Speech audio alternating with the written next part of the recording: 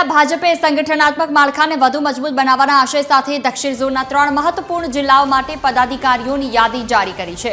વલસાડ, નવસારી અને સુરત માટે નવા પદાધિકારીઓની સત્તાવાર રીતે યાદી જાહેર કરવામાં આવી છે। આ જાહેરાત આગામી સમયમાં પક્ષની કામગીરીને વધુ વેગવંતી અને સક્રિય બનાવશે તેવી અપેક્ષા રાખવામાં આવી રહી છે। વલસાડ જિલ્લામાં સ્નેહલ દેસાઈ, કેયુર પટેલ, કાંતિભાઈ થોરાટ અને તન્વીબેન પટેલને જિલ્લા ઉપપ્રમુખ તરીકે જવાબદારી સોંપવામાં આવી છે, જ્યારે વિપુલ ભોયા જિલ્લા મહામંત્રી અને મુકેશ પટેલ જિલ્લા મંત્રી બન્યા છે। આ ઉપરાંત મહિલા મોરચામાં ફાલ્ગુનીબેન મહારાજને મહામંત્રી અને નાના પોંઢા તાલુકાના મંડળ પ્રમુખ તરીકે નિમેશ ગાવિતની નિમણૂક કરવામાં આવી। તે જ રીતે નવસારીની વાત કરીએ તો નવસારી જિલ્લામાં લીરીલ ચંદ્ર પટેલ અને ભરત પટેલને ઉપપ્રમુખ તથા તૃષાબેન પટેલને જિલ્લાના મંત્રી બનાવવામાં આવ્યા। સુરત જિલ્લામાં 84 તાલુકાના મંડળ પ્રમુખ તરીકે અભિષેક નાયકની વરણી કરવામાં આવી છે।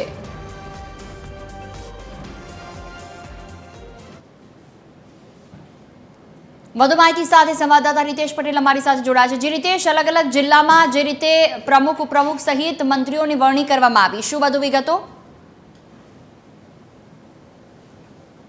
જી જોઈ, પ્રદેશ ભાજપ દ્વારા દક્ષિણ ઝોનના 3 જિલ્લાઓના પદાધિકારીઓના નામોની આજે જાહેરાત કરવામાં આવી છે। ખાસ કરીને સંગઠનાત્મક જે કામગીરી છે તેને વેગ આપવા માટે ભાજપ દ્વારા દક્ષિણ ઝોનના 3 મહત્વના જિલ્લાઓના જે નવા પદાધિકારીઓના સત્તાવાર નામોની જાહેરાત કરવામાં આવી છે, જેમાં વાત કરીએ તો ખાસ કરીને વલસાડ, નવસારી અને સુરત જિલ્લા માટે નવા પદાધિકારીઓમાં 12 નામોની યાદી જાહેર કરવામાં આવી છે। ખાસ કરીને વલસાડ જિલ્લામાં જાહેર થયેલા નામોમાં વાત કરીએ તો જિલ્લા ઉપપ્રમુખ તરીકે સ્નેહલભાઈ દેસાઈ, કેયુર પટેલ, કાંતિ થોરાટ અને તન્વીબેન પટેલના નામની જાહેરાત થઈ છે, જ્યારે જિલ્લા મહામંત્રી તરીકે વિપુલ ભોયાના નામની જાહેરાત કરવામાં આવી છે। આ સાથે જ વલસાડ જિલ્લામાં મહિલા મોરચા માટે મહામંત્રી તરીકે ફાલ્ગુનીબેન મહારાજના નામની જાહેરાત થઈ છે। તો બીજી તરફ ખાસ કરીને વાત કરીએ તો નાનાપોંડામાં જે જિલ્લા મંત્રી તરીકે મંડળ પ્રમુખ તરીકે નિમેશભાઈ ગાવિતના નામની જાહેરાત થઈ છે। આ જ રીતે વલસાડ બાદ જે નવસારીના યાદીની વાત કરીએ તો નવસારી જિલ્લામાં જિલ્લા ઉપપ્રમુખ તરીકે લીરીલ ચંદ્ર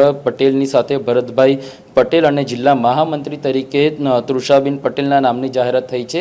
આમ 2 જિલ્લા બાદ સુરતની વાત કરીએ તો સુરત જિલ્લામાં 84 તાલુકા માટે ખાસ કરીને નવા મંડળ પ્રમુખ તરીકે અભિષેક નાયકના નામની જાહેરાત થઈ છે।